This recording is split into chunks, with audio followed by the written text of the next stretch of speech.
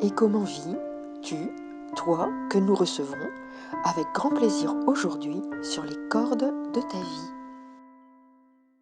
Bonjour le monde sur Et comment vie. Nous accueillons aujourd'hui Bérénice Randisi pour les fleurs de bac, l'aromathérapie, la kinésiologie. Elle a plein de choses à nous dire. Elle nous a aussi présenté quelques objets et puis bien entendu les fleurs de bac. Et donc je te laisse la parole. Bonjour Bérénice. Donc on est en Zoom et toi tu es de Toulouse. C'est Voilà. ça, exactement. Voilà, donc je te laisse nous présenter ton activité parce que Mhm. tu as des activités assez variées et tu es aussi en ce moment en train d'écrire un livre. Je pense que tu auras l'occasion de nous en parler pendant le déroulement du Et comment vie. Donc je te laisse d'abord pour nous présenter la kinésiologie. Mhm. Qu'est-ce donc? Ah, qu'est-ce donc que la kinésiologie? Écoutez, c'est un bien grand mot. Bonjour Lucille, d'abord. Bonjour Donc, Bérénice, bonjour. effectivement, moi, je suis kinésiologue. Je suis également praticienne en kinésio périnatale et je suis aromathérapeute. Donc, voilà, j'ai plusieurs cordes à mon arc. Dans le cadre de la kinésio, j'ai rencontré les fleurs de bac et je suis très rapidement tombée en amour de ces jolis élixirs. Mais pas que, parce qu'il en existe quand même un certain nombre.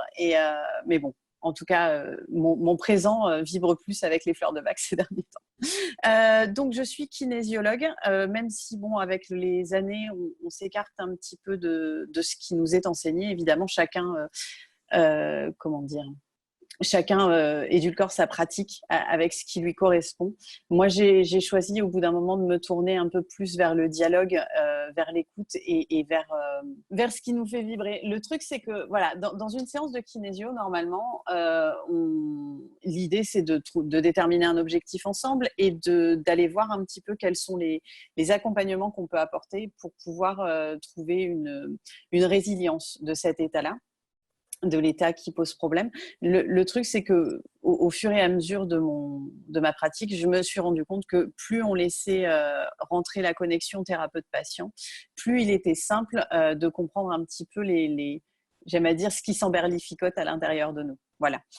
Donc, ma pratique, elle n'est plus exclusivement kinésio, elle est surtout tournée vers ce qui est nécessaire, ce qui est requis pour une personne dans une séance. Et ça peut passer par bien des atours et c'est propre à chaque séance, j'ai envie de vous dire. Donc voilà.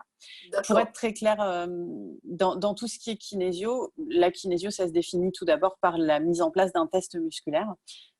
Test musculaire qui est très intéressant pour définir les différentes variations liées au stress du corps. Et donc, ce qui est intéressant dans la kinésio, c'est qu'au lieu de s'en remettre à ce qu'une personne va nous dire et qui est bien souvent lié à son mental qui a tendance à nous aider à réfléchir ce que l'on sent et non pas à sentir ce que l'on sent et ce que l'on vit. Du coup, on a une information en prise directe avec ce qui est nécessaire, avec ce qui est bon, avec ce qui est demandé par le corps, par la source qui émane de nous, histoire de retrouver justement un chemin vers qui l'on est profondément. Voilà. D'accord. Donc, tu es en train de dire que tu continues d'utiliser ce test musculaire, mais Oui. il y a quelque chose où après tu sors un peu du protocole de kinésiologue Mm, mm, pour pouvoir être davantage à l'écoute mm. et être donc pas seulement dans le ressenti physique, mais dans le ressenti des mots et des mots MAUX, c'est ça? Oui. Quelque chose qui s'en va un petit peu comme vers la sophrologie? Vers, Pas nécessairement. Le truc, c'est qu'on a quand même des protocoles assez définis en kinésio, si tu veux. Et donc, de façon simple, bon, chaque kinésiologue, je pense, à édulcorer ses protocoles en fonction de ce qui lui parlait, évidemment. Moi, par exemple, j'aime prendre 3 objectifs au lieu d'un parce que je trouve que c'est plus rond et ça permet au corps de jongler un peu avec ce avec quoi il est à l'aise et pas toujours être en frontal avec la problématique principale. Donc, j'aime beaucoup ce côté alchimie, j'ai envie de dire, qui se crée quand on va aller potentialiser chacune des choses que l'on accompagne en fait. Et donc, on a tous nos protocoles et évidemment, il y a des protocoles définis dans les corrections aussi. Et le truc, c'est que c'était pas forcément toujours en accord avec ce que moi je ressentais ou avec ce qui me faisait vibrer, tout simplement. Et je pars du principe que quand on choisit d'être thérapeute, c'est quand même un métier assez prenant, assez exigeant. Et j'avais besoin de tout simplement bien m'amuser pendant que je travaillais, quoi. J'avais besoin d'y prendre du plaisir véritablement et que ce soit une petite enquête. Donc, disons que oui, j'utilise toujours des supports kinésio, j'utilise toujours certains protocoles kinésio, mais j'ai tendance quand même à aller plus faire parler le patient, effectivement. J'aime à aller chercher jusqu'au bout les liens qu'on peut lire entre les lignes de chaque chose qui se passe dans une séance. Mais je ne pense pas que ce soit propre à moi. Je pense que c'est propre à beaucoup de personnes qui pratiquent et quelle que soit la pratique qu'elles utilisent, effectivement. Après, la beauté de la kinésio, c'est que quel que soit le terrain de jeu sur lequel tu as envie de t'aventurer, tu peux l'intégrer dans ton protocole kinésio. Tu peux tout à fait… D'ailleurs, dans les protocoles kinésio, tu as des morceaux de sophro, des morceaux d'ostéo, etc. On est un peu les pillards des pratiques ancestrales, hein, j'ai envie de te dire. On n'a pas inventé grand-chose, mais en tout cas, on sait… en tout cas, moi, parce que les autres, ils font comme ils veulent. Mais moi, j'aime à jongler avec tout ça parce que ce qui m'intéresse, c'est pas véritablement l'outil que j'utilise. Ce qui m'intéresse, c'est d'accompagner la personne, en fait, vraiment. Et donc, pour quelle sorte de mal, de pathologie on vient te voir? Est-ce qu'il y a des médecins qui peuvent t'envoyer des personnes, des kinés? Enfin, comment ça fonctionne? La plupart du temps, moi, je suis assez difficile à trouver. Donc, les gens qui me trouvent, c'est qui m'ont cherché. Je fais assez peu de pub, on en a parlé tout à l'heure. Mais par contre, les médecins, les kinés, alors moi, j'y suis pas fermée. J'ai même eu la chance parfois de faire des conférences aroma avec des sages-femmes, etc. J'aime beaucoup partager ce que j'aime faire, tout simplement. Et plus ça peut rendre service, mieux ça me convient. Mais… le truc, c'est que oui, des médecins qui m'envoient des patients, j'ai envie de te dire, s'ils veulent, au contraire, mais c'est bien souvent pas de mon côté que ça bloque. Un kiné, oui, j'ai des kinés qui m'envoient des personnes, effectivement, ça peut arriver. Mais la kinésio, en tout cas de mon point de vue, n'est pas toujours… comment dire, c'est pas toujours bien perçu et puis c'est pas toujours bien expliqué. Même moi, parfois, c'est difficile à mettre en mots. La kinésio, c'est juste un outil de pratique dans le soin à l'autre, quoi, dans l'accompagnement de l'autre. Donc, après, le reste, ça dépend des gens. Moi, je sais que la plupart des gens, du temps, ce sont les gens qui me trouvent, bien plus que des personnes qui envoient vers moi, si tu veux. Ça se passe plutôt comme ça.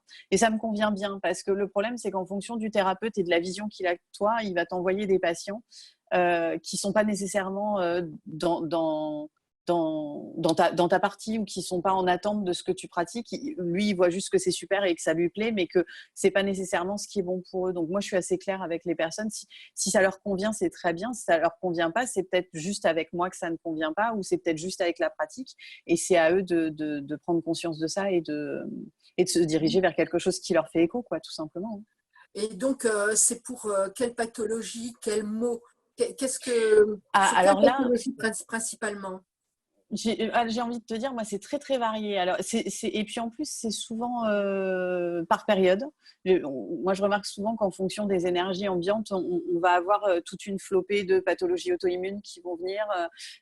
Sous d'autres moments, on va avoir beaucoup d'enfants d'un coup avec des déséquilibres cérébraux, des choses comme ça. Mais c'est très vaste, la kinésio. À partir du moment où tu as un déséquilibre quelque part, à partir du moment où il y a quelque chose à l'intérieur de toi qui sonne creux ou faux ou plus en harmonie avec qui tu es, tu peux faire appel à un kinésio ou une kinésio ou thérapeute X ou Y. Tu sais, je suis rarement là pour faire la pub de ce que je pratique exclusivement, mais la kinésio, c'est pas spécifique à quelque chose. On a des beaux résultats sur les déséquilibres cérébraux, les problèmes de latéralité, les choses comme ça. On a des beaux résultats sur les pathologies auto-immunes. C'est hyper intéressant de les comprendre, de les accompagner, etc. Mais moi, quelle que soit la problématique, je travaille toujours le patient et pas la pathologie. C'est-à-dire, ce qui m'intéresse, c'est de me centrer sur véritablement quelle est l'histoire à l'origine de ce qu'on amène en problématique et de voir un petit peu voilà, quel est l'accompagnement, la compréhension, les mots, parfois simplement le temps de pause qu'on peut proposer à la personne pour pouvoir trouver de l'espace. Et généralement, si on trouve de l'espace, on laisse venir ce qui est à entendre, j'ai envie de te dire. Et donc, à partir du moment où on apprend à faire ce chemin-là, ça devient quelque chose d'automatique. Et donc, c'est plus simple d'être accompagné vers soi, quoi. Mhm. Et donc, par rapport à ça, la kinésiologie périnatale, Oui, euh, donc, c'est drôle. Ouais.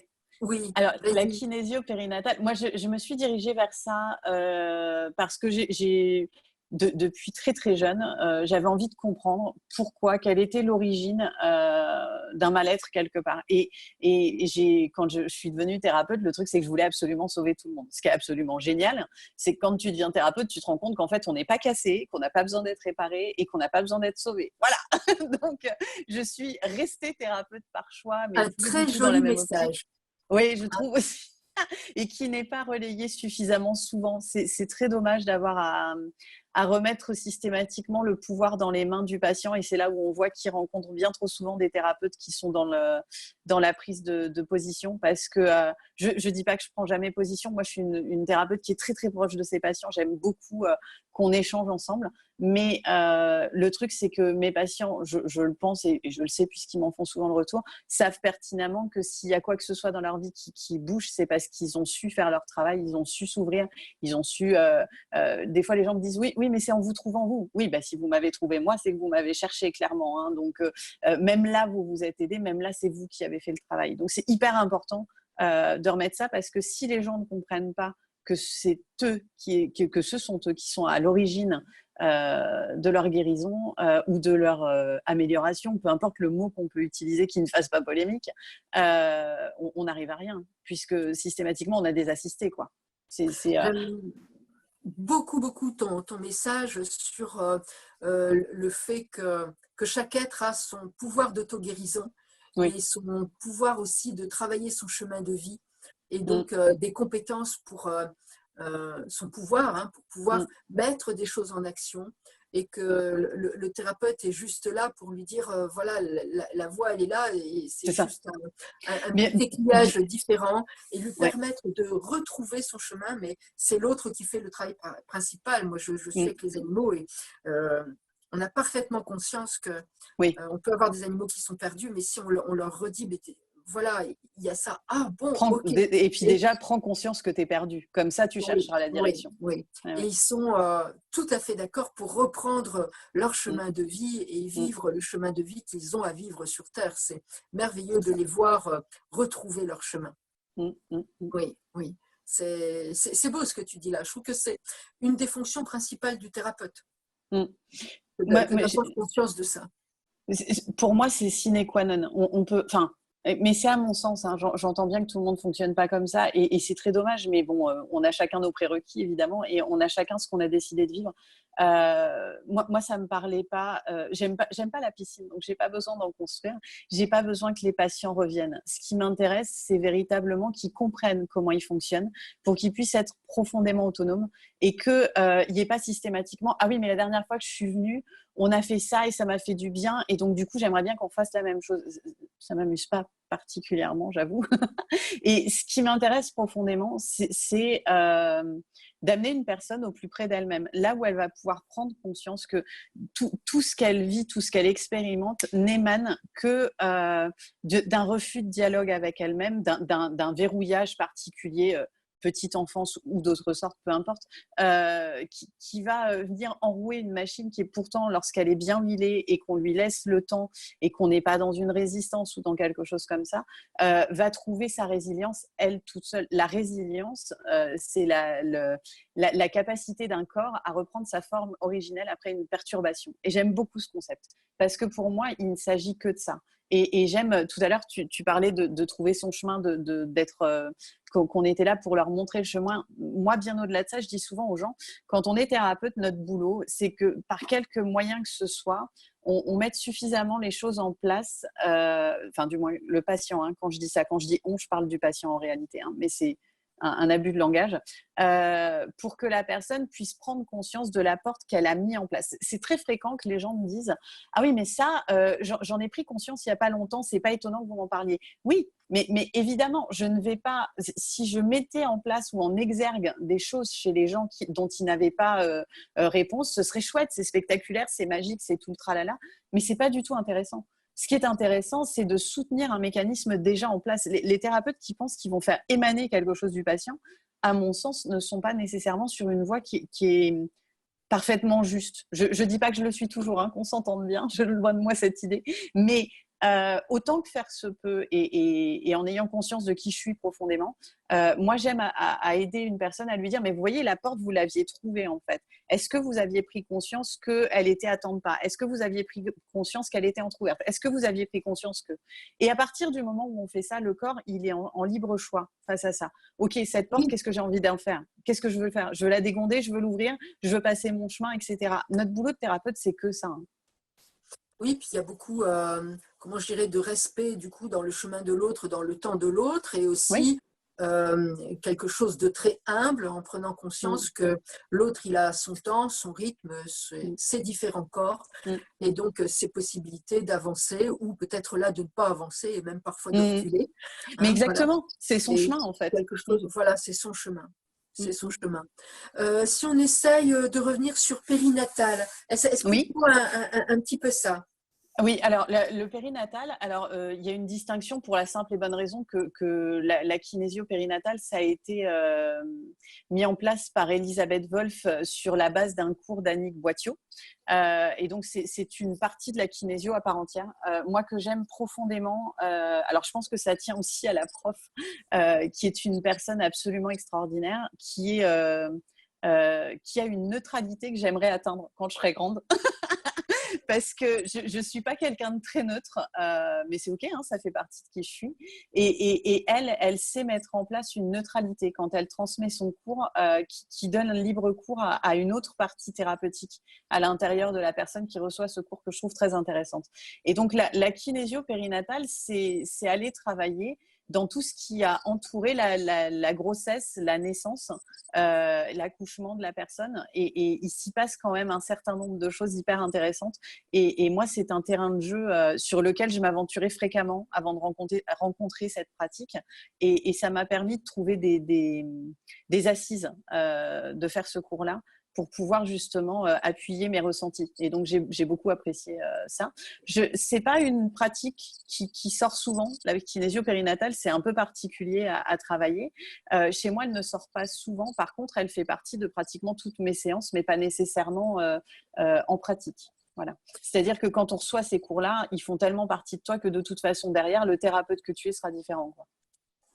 Donc, en gros, tu t'intéresses de la prime enfance, de la conception, de ce qui s'est passé à ces moments-là. Familiale, conception, lignée familiale, les choses que l'on… Tu sais, moi, j'explique toujours que je vois l'utérus comme une bibliothèque et que dans cette bibliothèque, pendant la grossesse, on a des histoires à y lire et on va choisir ce qu'on a envie d'expérimenter dans la vie. Et c'est important de comprendre ce que l'on a lu et ce que ça a donné comme événement dans notre vie, à la base de quoi ça s'est mis en place, et de savoir prendre position face à ça. C'est-à-dire que quelque chose qui vibrait à l'intérieur de nous à un moment donné, et qui nous donnait une raison d'existence. Parfois, c'est difficile hein, de venir à la vie et d'accepter pleinement ce choix parce qu'on est souvent en conflit avec les choix qu'on a fait. Très souvent, les gens te disent « Ah oui, alors je viens vous voir parce que je ne suis pas en accord avec mon incarnation ». Si vous êtes incarné, croyez-moi, c'est que vous êtes en accord avec votre incarnation. Vous n'êtes pas au courant que vous êtes en accord avec votre incarnation, mais vous étiez d'accord pour vous incarner. Sans quoi vous ne seriez pas là. Je veux dire, à un moment donné, il faut être clair. Mais c'est tellement bordélique de naître et c'est tellement un joyeux bazar, comme j'aime à l'appeler, que parfois les prises de conscience de choix et les accords avec nos propres choix ne sont pas clairs. Et la kinésio périnatale, c'est aussi une manière d'aller revisiter ça.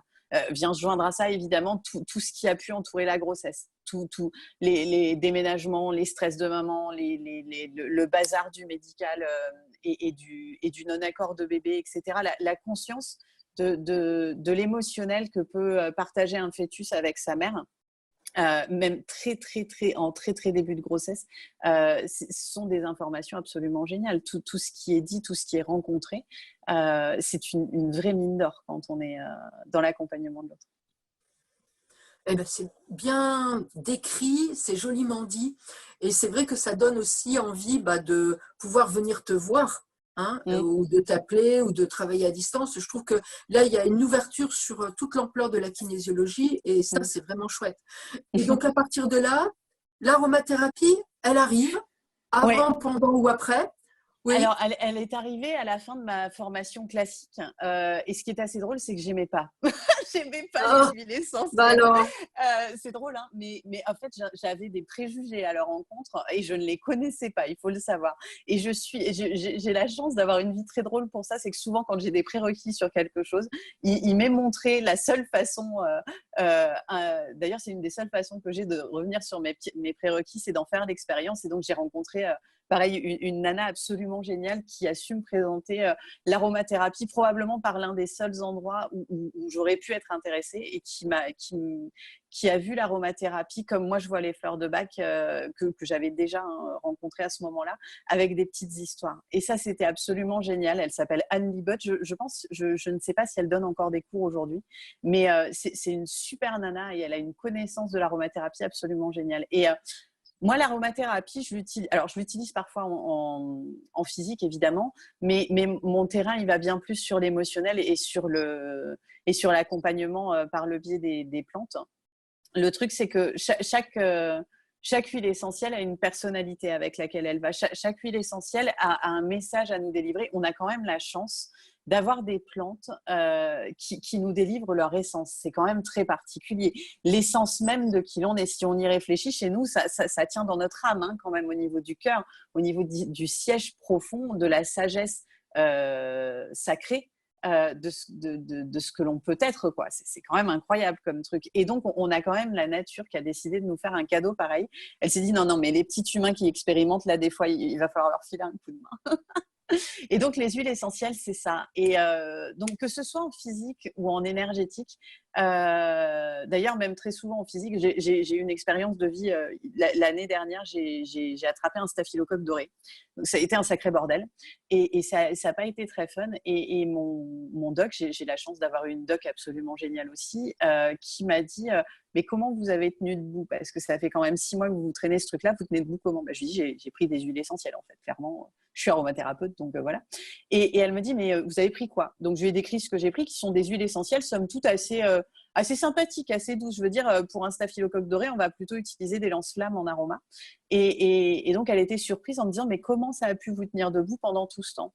Et je lui dis le truc, c'est que si au lieu d'aller dans l'allopathique de l'aromathérapie, vous allez dans l'énergétique profonde d'une fleur, c'est-à-dire que vous comprenez comment fonctionne la personne, comment fonctionne la maladie et quel est comment dire, le process qui se déroule à l'intérieur, vous arrivez à quelque chose qui vous amène vers l'émotionnel de quelque chose. C'est-à-dire que moi j'ai pris des huiles qui m'aidaient à retrouver profondément mon essence. J'ai pris des huiles qui m'aidaient à redresser mes limites. J'ai pris des huiles qui m'aidaient à aller à la rencontre des moments oubliés où ça avait été compliqué pour moi d'être auprès de moi.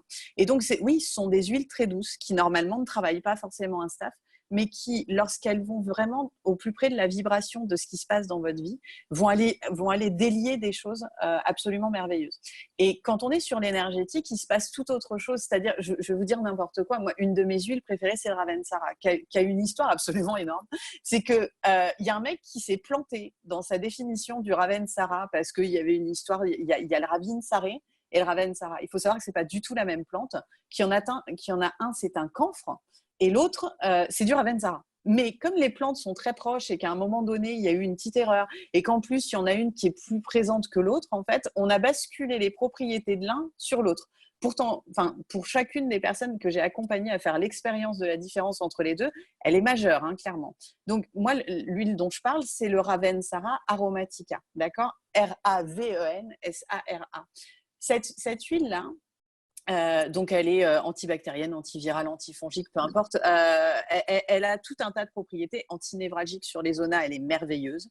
Et ce petit bonhomme-là, chez moi, c'est un ermite. Chez moi, c'est cette espèce d'alchimiste qui va, quel que soit l'endroit où il va se poser, faire venir la nature essentielle, profonde, originelle, et rebâtir tout ça autour de lui. C'est ce vieux bonhomme qui, au-dessus d'un immeuble, va vous créer un jardin et ramener de la nature en plein centre-ville.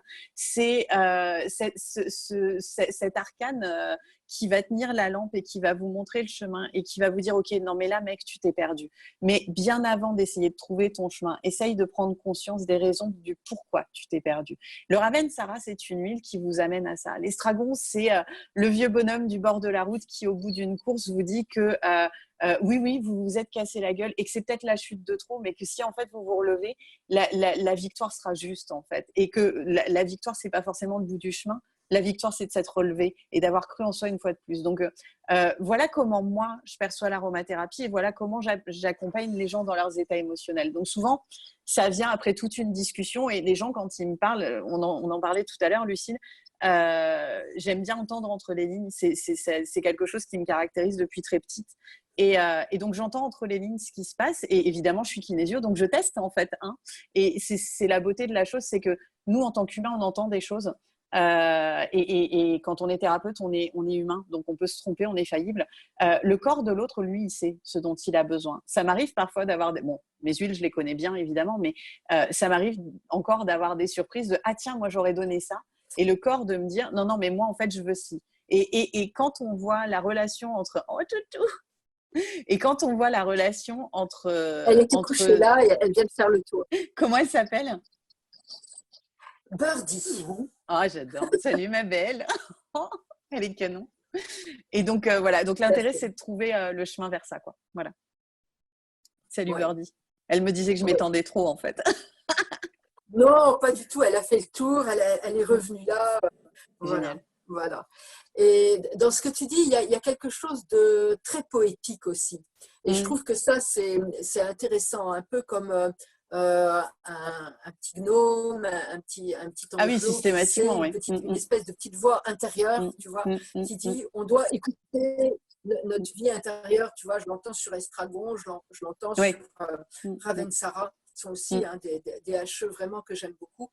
Et là, donc, le passage vers les fleurs de bac. Donc, et puis tout à l'heure, quand on a voulu présenter donc les fleurs de bac que tu as près de toi, hop, il y en a une qui est sortie, Étoile de Bethléem, qui est une que j'utilise aussi beaucoup en prescription pour les animaux. Et je te laisse nous en parler et puis dire un peu ton contact avec les fleurs de bac. Et puis un très beau livre que tu es en train d'écrire, Et si les fleurs de bac m'étaient comptées. Voilà, c'est un livre qui devrait sortir, qui est donc il est en cagnotte actuellement. Donc n'hésitez pas à mettre votre petite pierre à l'édifice. C'est un livre qui va nous parler des fleurs de bac autrement. Et aussi pour pouvoir permettre à la personne vraiment, dans l'état d'esprit du docteur Bach, qu'est-ce que c'est que d'être autonome avec les fleurs de Bach. C'est ça, voilà. C'est hyper important. Voilà, et de ne pas oublier qu'on travaille d'abord sur une émotion pour laquelle il y a une difficulté profonde. Donc effectivement, ce n'est pas rose les fleurs de Bach, c'est plutôt gris foncé. Et on s'en va vers quelque chose de gris clair et de beaucoup plus lumineux.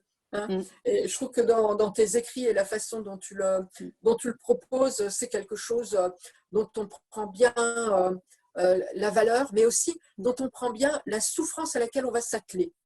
Je trouve que ça, c'est quelque chose d'important aussi. C'est rigolo, il y a plein de choses dans ce que tu me dis qui me font réagir. La première chose qui me vient, c'est une phrase que j'ai toujours aimée qui dit « find the crack ». C'est quand tu es dans le noir, ce qui est important, c'est de trouver la faille par laquelle la lumière va s'immiscer. Et c'est ce que j'ai voulu faire dans les fleurs de bac. Pour ce qui est de la poésie, le truc, c'est que t'es pas la première à me faire la réflexion et ces derniers temps, je me suis interrogée là-dessus. On me disait, mais quelle poésie tu mets là-dedans? Mais non, il faut pas croire que ce soit moi qui mette la poésie. La poésie, elle nous vient de la nature, en fait. Enfin, je veux dire, oui, j'ai une façon très, très romancée d'écrire les choses ou d'en parler, évidemment. C'est tellement plus doux comme ça. Quand on traverse l'enfer, on a besoin d'un peu de douceur, évidemment. Mais la poésie, elle émane pas de moi. Elle émane de l'énergie de la plante. Et quand on voit à quel point la nature est parfaite, ça ne me surprend pas du tout qu'il y ait de la poésie là-dedans. Ça ne me surprend pas non plus que ça m'ait trouvé moi, évidemment, mais j'ai envie de dire, c'est propre à l'essence même de ce dont on parle, quoi. Donc oui, j'ai écrit un livre sur les fleurs de bac. Moi, j'aime beaucoup travailler ça. Comment je les ai rencontrées? Je les ai rencontrées en formation de kinésio. Et le truc, c'est que, comme je te disais, moi, j'ai une façon particulière d'entendre les choses et d'apprendre les choses. Et moi, pendant que mon prof me lisait les trucs classiques des fleurs de bac, crab apple, c'est bien pour les tocs, machin, truc bidule. Le truc, c'est que ça ne me parlait pas trop. Et ça a commencé à danser dans ma tête quand j'ai vu des petits personnages s'associer aux fleurs de bac. Et d'un coup, au lieu d'entendre Water Violet, moi, je voyais une nana dans sa prison de verre, etc. Et au lieu d'entendre Crab Apple, je voyais un prisonnier des années 40 en combinaison rayée, noire et blanche, parce que ça se représentait comme ça.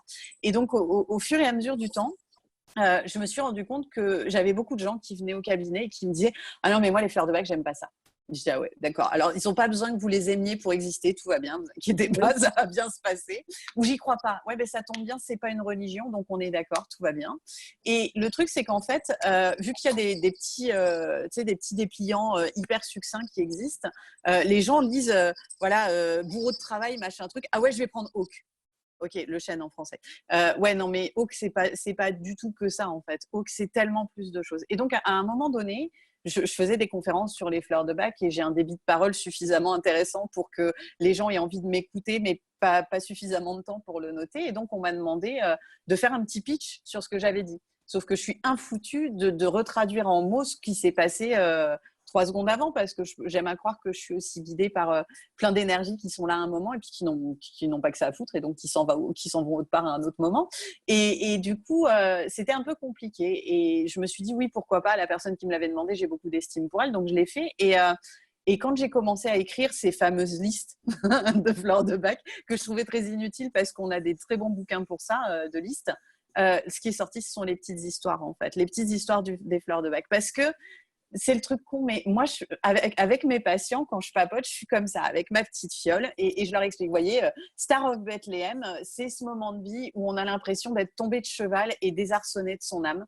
Star of Bethlehem, c'est ce moment où on a besoin qu'on nous rappelle que oui, il y a eu un moment terrible dans notre vie et qu'on s'est mis en quarantaine de cette partie de nous qui a ressenti ça parce qu'on ne veut surtout pas être approché par elle, parce que ça fait trop mal et parce que ce deuil, on n'en veut pas. Et qu'en même temps, en se fragmentant, on est à nouveau en deuil. Et donc, du coup, on n'arrive pas à trouver son chemin. Voilà, Star of Bethlehem, c'est ça.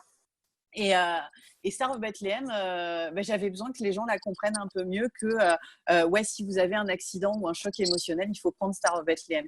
J'avais besoin que les gens prennent la profondeur de cet état-là. Et je trouve que voilà, ton explication d'étoile de Bethléem, il y a quelque chose effectivement où on se sent un peu désarçonné et Oui. comment on va reprendre le cours de sa vie, comment on sent. Voilà. Et quand on est désarçonné, c'est quelque chose de très intéressant parce que quand on est à cheval, on ne touche pas terre, n'est-ce pas? C'est un des principes quand on fait le cheval. On évite que nos pieds tiennent terre. Mais quand on est désarçonné, et là, d'un seul coup, on revient à la terre. Et je trouve que cette image, elle est très, très belle aussi. C'est qu'est-ce que je fais quand je suis désarçonnée et pourquoi j'ai été désarçonnée et aussi pourquoi est-ce que j'ai voulu faire du cheval. Ça aussi. Mais d'autant que Star of Bethlehem, c'est vraiment tous les moments de la chute de cheval. C'est pour ça que j'avais choisi cette image dans le livre parce que, tu sais, tu as ce moment où tu es ferme sur ton cheval et où tu sens que ça va commencer à vriller. Tu as ce moment où tu vas avoir le corps qui se soulève et qui est en lévitation et qui ne veut pas véritablement toucher terre parce qu'il ne sait pas ce qu'il va trouver. Tu as ce moment où tu te rapproches du sol et où tu sens l'inévitable de la chose. Et ensuite, tu as cette lourdeur et cette gravité qui te rattrape et qui t'écrase au sol, en fait. Et Star of Bethlehem, c'est tous ces moments-là réunis en un seul et en une fraction de seconde. Et c'est cette intensité-là qui est importante à prendre conscience parce que à moins d'aller dans cette part sombre de la fleur, dans cet émotionnel oublié, comment est-ce qu'on peut aller chercher justement sa résilience? D'accord? Si on ne va pas prendre conscience de oui, là, il y a un problème, il y a quelque chose qui n'a pas été. Et comment est-ce qu'on peut aller chercher de l'aide pour pouvoir trouver sa résilience? Hop, j'ai déjà décidé de s'en aller. Ok, il est revenu. C'est parce qu'il demande à être présenté. Il demande à être présenté.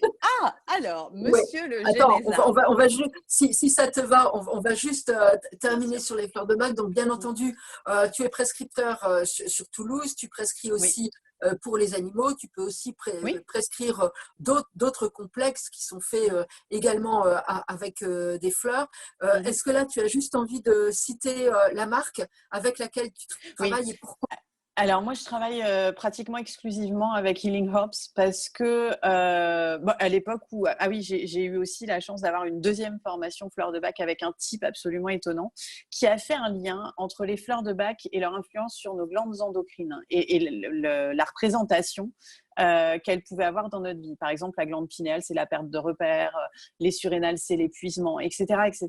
Et c'est hyper intéressant. Moi, j'aime beaucoup regarder les élixirs comme ça. Et c'est assez simple parce que dans le livret, notamment le bac original, ils ont carrément mis chaque groupe de fleurs, en fait, dans le groupe incertitude, par exemple, ben, c'est les surrénales, par exemple, etc., etc. Et le bleu clair, je me rappelle plus de son nom parce que moi, je travaille pas avec ce genre de choses. Le bleu clair, c'est l'hypophyse et l'hypothalamus. Le orange, c'est pancréas, etc., etc. Et donc ça, vous le retrouvez. Ah, je vous ai pas montré mon livre. Donc, Eh ben vous le oui, retrouvez dans mon livre, voilà, qui est en financement participatif. Donc, l'idée est simple, c'est qu'on a jusqu'au 22 août pour que les gens participent à la cagnotte. On a mis 300 exemplaires en édition limitée dans la vente et on a essayé de faire au plus près au 100% fait main et en respect de la nature puisqu'on a choisi des papiers recyclés. On a choisi de faire les étuis non pas en plastique ou en craft mais en tissu qu'on va coudre nous-mêmes, etc. Donc voilà, l'idée c'était de respecter le vivant jusqu'au bout et d'aller dans quelque chose de vibrant. Voilà pour le pitch du livre. Et ce qui m'a amené à ça, c'était de dire, voilà, les glandes endocrines, c'est aussi un joli volet. Et tu m'avais posé une question qui m'avait amené à ça, mais j'ai perdu, Lucille, je suis désolée. oui, c'était de pouvoir présenter cette marque, voilà, qui Oui, est, voilà. donc moi je Et travaille donc, beaucoup avec Gaillage McDavid, avec Drôme Provençal, voilà. Je pense que quand on est prescripteur, bien sûr, suivant les régions aussi où on se trouve, on hein, a de nos façon à terrains, oui, oui, pouvoir oui. travailler un maximum au niveau holistique et puis bien sûr favoriser les produits de qualité de nos régions. Je trouve que ça, c'est important également. Eh bien, voilà, c'est important qu'on puisse aussi donner aux personnes qui nous regardent, qui nous écoutent, des marques pour lesquelles il y a vraiment un principe énergétique qui est mis en place. Je trouve que Oui, c'est ça, ça. c'est Voilà. vraiment important. Et puis, redire aussi, parce que tu es dans le même cas que moi, que pour et avec les animaux, nous travaillons avec les fleurs de bac qui sont Oui. alcoolisées. Voilà, pour Oui, justement tout à fait. l'ouverture de la spiritualité. Mais je trouve que c'est important de pouvoir le dire. Voilà, le raisin, hein, il porte son intention, mais pas l'alcool de rêche, j'ai envie de dire. Et qu'est-ce qui porte l'intention? Eh bien oui, c'est le bon cognac, c'est le bon brandy. C'est celui qui a bonifié dans les fûts de chêne, c'est celui pour lequel on a apporté une attention pour 5 ans, 10 ans, 15 ans, 20 ans. Le travail de la nature couplé au travail de l'homme.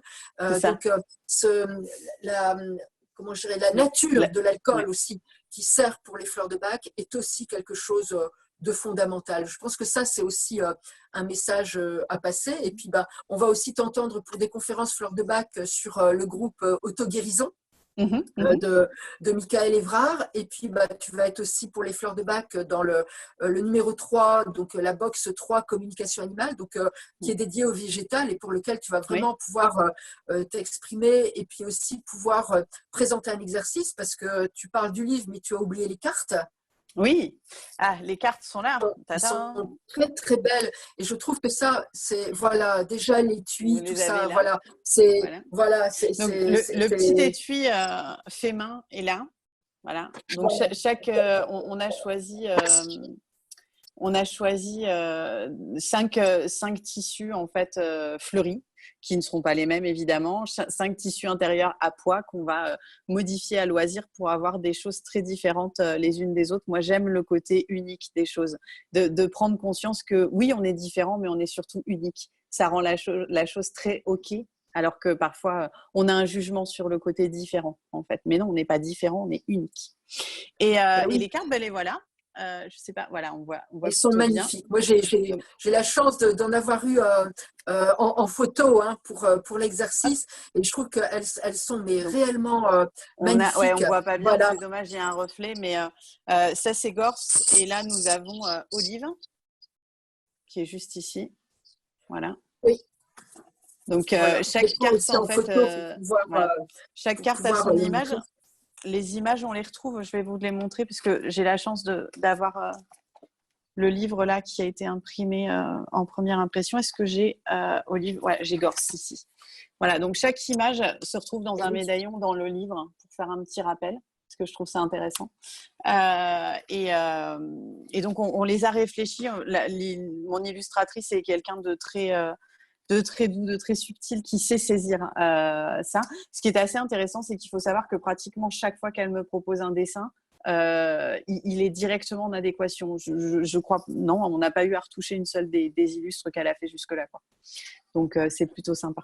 J'ai la chance de travailler avec deux femmes qui me laissent profondément exister et exister ma vision des choses.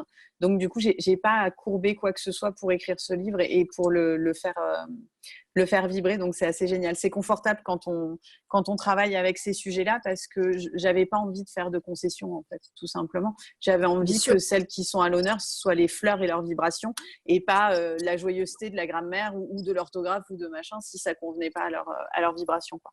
D'ailleurs, il y a des discordances dedans qui sont voulues. Et donc, ces cartes, elles sont en vente avec le livre. C'est un coffret. Oui, tout à fait. Alors, sur le financement participatif, qui est en fait notre seule vitrine de vente, tu peux soit participer au projet pour l'encourager, et donc on a mis, je crois, un remerciement avec des cartes qui seront des cartes format carte postale de ces illustrations-là. Tu as un volet avec le livre seul et tu as un volet avec le livre et les cartes, en fait.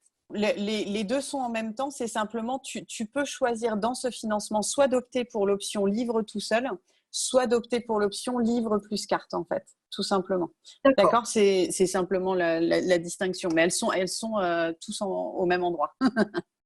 D'accord. L'ensemble livre et carte, donc le coffret, tu peux nous dire un peu le prix? Oui, il est à 54 €. Et à ça, il faut rajouter les frais de port qui sont à 8 € en France, tout simplement. Voilà. D'accord. Est-ce qu'il y a quelque chose où on peut se servir de ces cartes je n'ai pas envie de dire comme de la divination parce que je trouve que le mot n'est pas approprié, mais voilà, de se dire c'est pas de la qu'on peut divination, recevoir une fleur pour une journée. Voilà, c'est ça. Mais c'est tout l'intérêt de ces cartes, en fait. C'est pour ça que je les ai voulues ainsi. C'est que déjà, ça rend ludique. Tout le monde ne teste pas la fleur qu'il a besoin de prendre aujourd'hui. Alors, il y a des personnes qui ont suffisamment de liens avec leur intuition et qui vont ouvrir la page ou des choses comme ça, ou tout simplement qui vont être attirées par un chiffre et qui vont avoir la curiosité d'eux. Mais il y a des personnes dont l'appréhension, pour moi, c'était important de jouer sur ce réflexe archaïque d'enfant. L'appréhension de la chose, je la trouve très importante quand on travaille sur soi parce que justement, vu que c'est sympa de bosser avec son enfant intérieur quand on travaille l'émotionnel, aller stimuler sa appréhension par un jeu de cartes, je trouvais ça rigolo. Et donc, l'idée, c'est de poser l'intention quand on a les cartes devant soi, de se dire, OK, qu'est-ce qui est requis pour moi aujourd'hui? Ou quelle est la souffrance à la rencontre de laquelle je peux aller pour débloquer cet état? Ou quelle est aujourd'hui, j'ai un peu d'espace, j'ai envie de prendre un temps pour moi, quel est le cadeau que je peux me faire? Et donc, de choisir une carte comme ça. Dans le livre aussi, je propose de choisir 3 cartes, une pour notre partie enfant, une pour notre partie adolescente et une pour notre partie adulte, parce qu'il y a des blessures dans chacune de ces parties-là et ça peut être intéressant. Mais ce qui est intéressant, c'est qu'on en parlait, quel est le lien avec les animaux, mais j'ai écrit, moi j'ai des chiens et mon chien récemment n'était pas bien parce qu'il y avait un peu trop de remue-ménage à la maison et du coup j'ai été chercher quelle fleur je pouvais lui donner, etc. Mais l'avantage de la façon dont elles sont décrites, c'est que même sans… Alors, qu'on s'entende bien, je pense qu'une com animale, c'est toujours utile ou quoi que ce soit, mais on n'a pas toujours le loisir, un dimanche soir à 23h, d'appeler la COPS qui fait de la com animale pour nous aider à trouver. Et mine de rien, ce jeu de cartes et ce livre peuvent amener quelque chose de sympathique, parce que c'est écrit de façon à ce qu'on puisse comprendre profondément ce qui se passe à l'intérieur. Et moi, je sais que dans le cadre d'un animal, ça me parle toujours, ce texte-là, parce que les émotions des animaux sont, je pense que tu me corrigeras si je me trompe, mais sont quand même très pures, très brutes. et elles ont besoin d'être accompagnées comme celle d'un petit enfant, en fait. Et c'est hyper important mine de rien, quand on a la conscience de ce qui se passe à l'intérieur de son chien qui jappe à 23 heures et qui va réveiller le petit qui n'a pas fait sa nuit depuis 8 mois, c'est quand même plus facile quand on comprend ce qui lui arrive que quand on est juste dans notre humanité dérangé par ceci ou cela.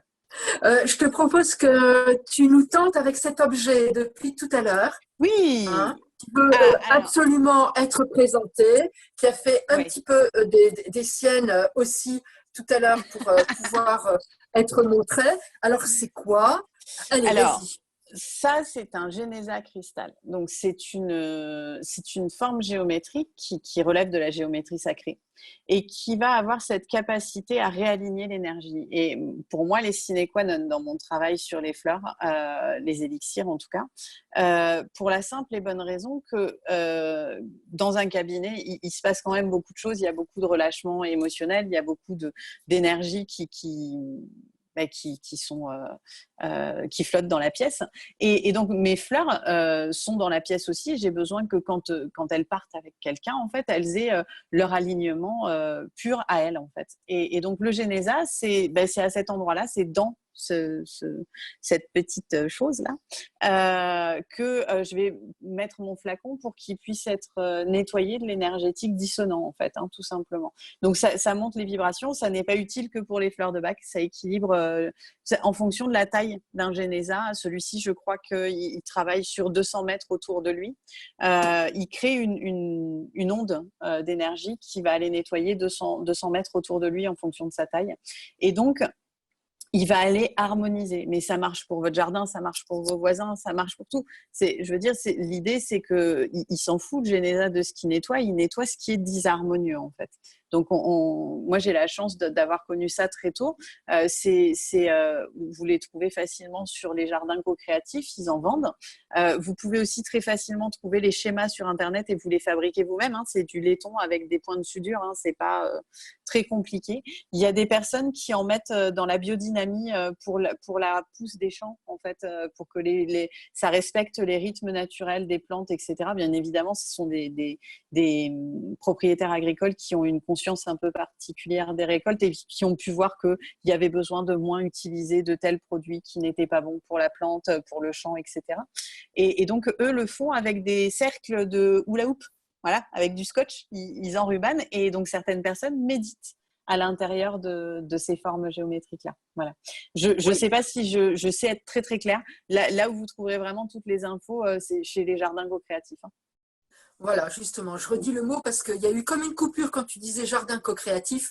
Donc, je vous invite vraiment à aller voir ce site, à regarder leur formation, à regarder leur connexion à la Terre. Vous allez voir qu'il y a aussi des élixirs, il y a des produits, mais c'est surtout, comment je dirais, le lien de la connexion. C'est au-delà du site où il y a des produits à vendre. C'est pas ça qui est important. Lisez bien les à propos, l'accueil, la formation, voilà.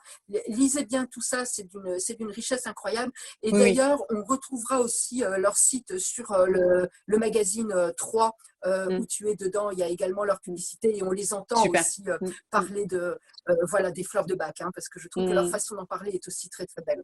Voilà. Oui. Ils ont une conscience très particulière du monde des fleurs. Moi, j'aime beaucoup leur dimension et ce que j'aime par-dessus tout, c'est qu'ils ont vraiment cette volonté de partager. Si vous avez une question sur une fleur ou vous avez un état pour lequel vous avez besoin d'un accompagnement, ils sont vraiment très disponibles. C'est hyper rare dans ce monde-là. Ils sont pas dans le jugement, ils sont vraiment dans l'accueil. Ce sont de vraies belles personnes à mon sens, quoi. Et François a créé une gamme fleurs de bac qui s'appelle les fleurs d'Atlas sans alcool. Il faut le savoir aussi. C'est important de le savoir. Oui. Voilà. Eh bien, écoute, un très très grand merci sur cette émission Écomovie. Voilà, un grand plaisir. Et donc là, si tu avais 3 mots pour ceux qui nous regardent, qu'est-ce que tu voudrais transmettre? 3 mots, tu sais, quand on me connaît, ça fait peu. Juste 3 mots, juste 3 mots. Ok, je dirais intention, je dirais poésie et je dirais rencontre. Oui. Intention, poésie, rencontre, c'est tout un programme. Oui. Tout un programme. Un grand merci. On a eu le confinement, on a le déconfinement, on a une espèce de pseudo-confinement, déconfinement, on ne sait pas trop. Donc, je trouve que tes 3 mots portent une belle valeur. Oui. Un grand merci. Un grand merci à toi, Lucie. Un très, très merci grand beaucoup. merci. Voilà. Et puis donc, à bientôt pour ce magazine et puis sur la route. Et puis, bien sûr, plein de chances. On va aussi mettre le lien donc, pour le livre et pour les cartes. Hein. Parfait. Très, très belle réussite à toi, Bérénice. Merci. Belle journée et belle continuation et beau magazine. On va bien s'amuser. Ça va être chouette. Tout à fait. À très bientôt.